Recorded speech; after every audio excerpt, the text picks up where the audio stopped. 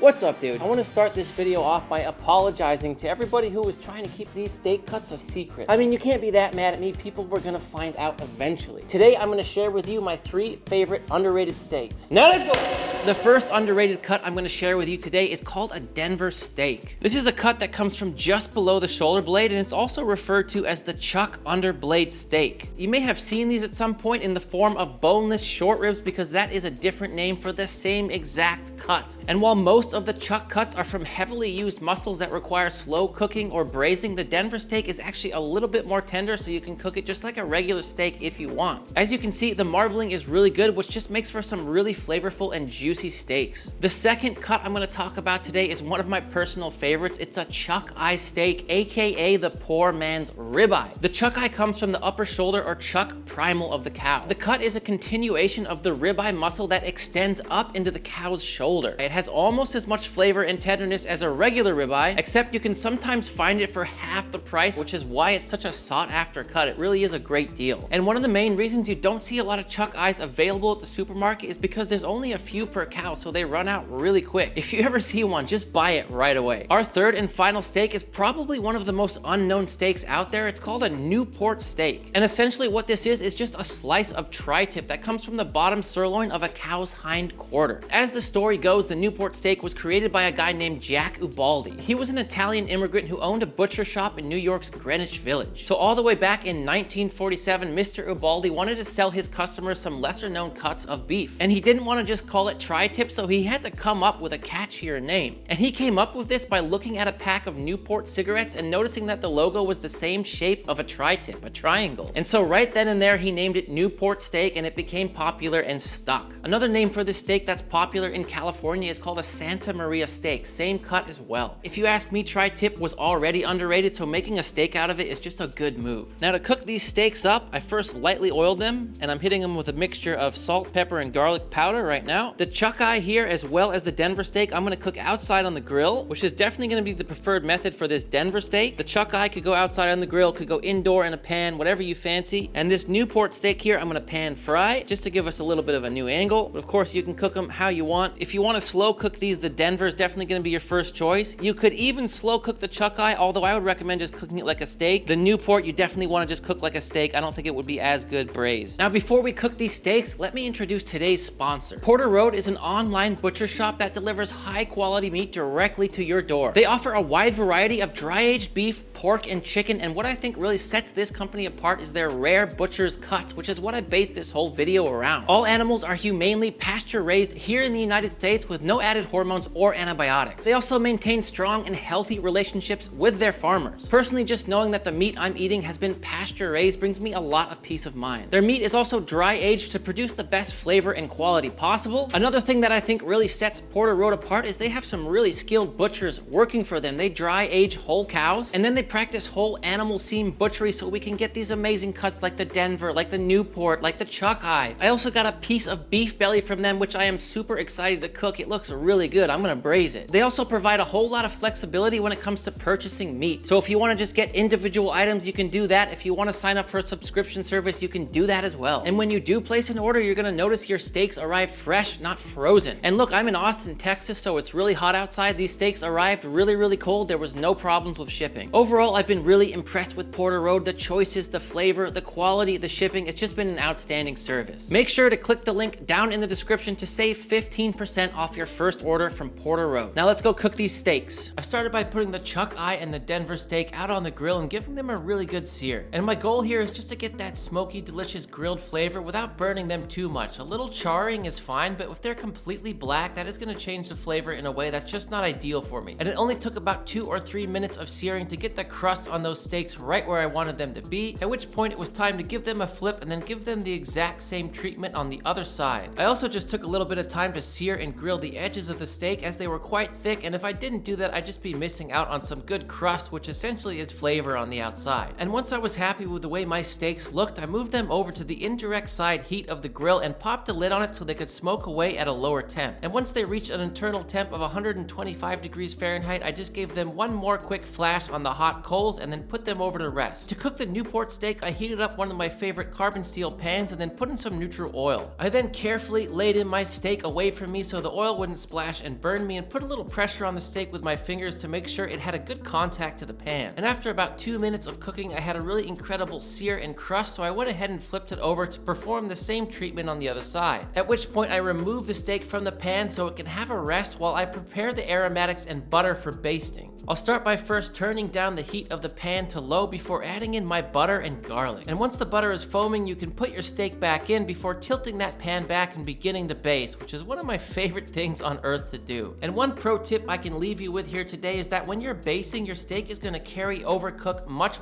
more. Because of all that extra heat that's coming from the butter, you may wanna pull this around 110, 115 as opposed to 125, 130. That is if you want a juicy, delicious, medium rare, of course, and once you've hit that temp, you can pull it out and give it a good long rest. Let's do this.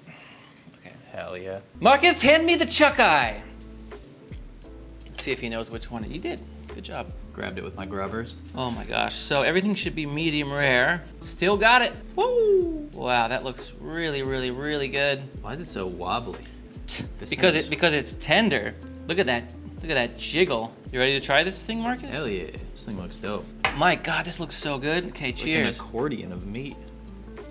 If this is half the price, I'd just buy this. If a ribeye's 100 on a tenderness scale, this is like 85, 90. It's only slightly more chewy than a ribeye. As far as the taste goes, it's just as good, I would say. So if you see a chuck eye, buy it, but it's definitely one of the most rare cuts just because there's not a lot of them per cow. Unless you get them from Porter Road, of course. Shout out. Look at this. That's floppy meat. Proceed to give me the Denver steak. Thank you. I was gonna throw it. Look at that hunk of meat. We got two hunks of meat right here. One just has more hair and eyebrows and muscles and youth. But it's okay, because I have wisdom. I have so much eyebrows. I have wisdom. You can just see the, look at the juice running from this one. You can see that marbling in the meat. See all that white fat? Wow, it's just glistening. That looks so freaking good. Here's the thing with the Denver steak. I cooked it whole, but I think you could slice that in half before cooking and cook it kind of hotter and faster, just because it's a tougher cut. And then what I would recommend also is making thinner slices like this, so it's not so hard to chew. This should be the chewiest of the three, but I don't know, we're gonna find out. I would just guess. Wow. Whatever thickness we just cut it at is perfect. I wouldn't even recommend braising that. That's so good like that. Man, that is really delicious. This one has spectacular flavor. I might even like the flavor of that more than the chuck eye, and I like chuck eye a lot. I thought this was gonna be the worst. I'm actually on the same page. That is It's got a roast good. beastiness to it. It's Newport time, my friend. Let's go. I like that this one has the fat cap. I'm gonna go ahead and slice in half. Definitely nailing our cooks today. This looks so good. Let's make a couple little slices. Ooh-wee. Newport looks absolutely delicious as well. Glistening with moisture. All right, Marcus, cheers. Tri-tip.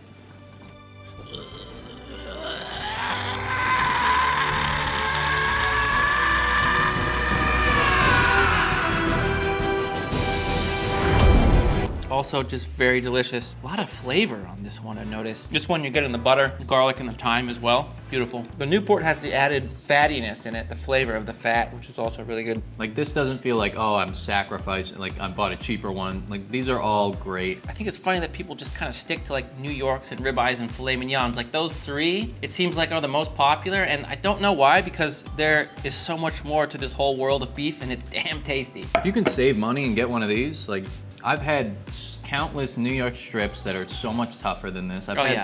These were just as good, if not better, than some of those. Just cook it right. Know its sweet spot. You know, don't overcook it, don't undercook it. Slice it thin if you need to, and it's gonna be amazing. It's a revelation. Get one of them, get all of them. Well, Marcus, I think they get the point. Let's take the elevator. Oh, my knees are cracking. I don't think I'm allowed. My knees. Thanks for hanging out with me today, my friend. I really hope you get to try some of these steak cuts soon. If you want written recipes, my Master in the Making ebook is linked down in the description, as well as a big list of products and equipment I use here on this channel. And if you want to keep learning today, this pan-fried steak tutorial is one of the best resources I have on my channel. And this steak frites is another one of our personal favorites. Just very chefy, very restaurant-y, very delicious. Until next time, my friends, you know I love you and I'm out.